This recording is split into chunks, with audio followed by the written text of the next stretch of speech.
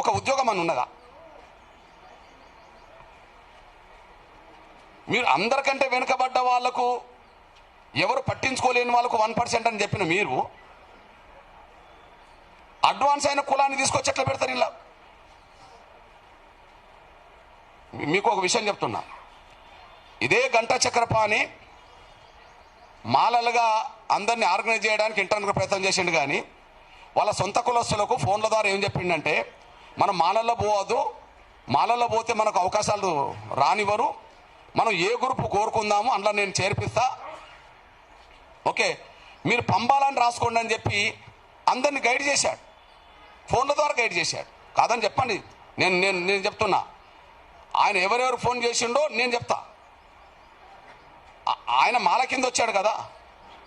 ఈ విషయం ఎందుకు చెప్తున్నంటే, అంతకుముందు ఏబిసిడి జరిగినప్పుడు ఈ పంబాలనే కులం ఎందులో ఉన్నది? అడ్వాన్స్ క్యాస్ట్లో ఉన్నది. ఈ పంబాలనే కులం ఎందులో ఉన్నది? అడ్వాన్స్ క్యాస్ట్ ఉన్నది. అంటే అభివృద్ధి చెందిన కులాల లిస్టులో ఉన్న వాళ్ళను అందరికంటే వెనుకబడ్డ కులాల లిస్టు ఎట్లా చేస్తారు? ఆ కులాన్ని ఒక కులంలో 2500 మంది ఉన్నా ఒక ఉద్యోగం ఉండదు. ఒక కులంలో 1000 మంది ఉంటారు, 100 ఉద్యోగస్తులు ఉంటారు, ప్రొఫెసర్లు ఉంటారు. అంటే వెనుకబాటు ప్రాతిపదిక మీదనే 1% కేటాయిస్తే అడ్వాన్స్ అయిన కులం నుంచి తీసుకొచ్చి ఎట్లా పెడతారు? మీరు చూడండి, మధ్యస్థంగా లబ్ధి పొందింది షెడ్యూల్ కులాలు అంటేనే మాదిగల కింద కులాలు వస్తారు. కానీ మెరుగైన ప్రయోజనం పొందిన షెడ్యూల్ కులాలను మీరే పెట్టారు కదా.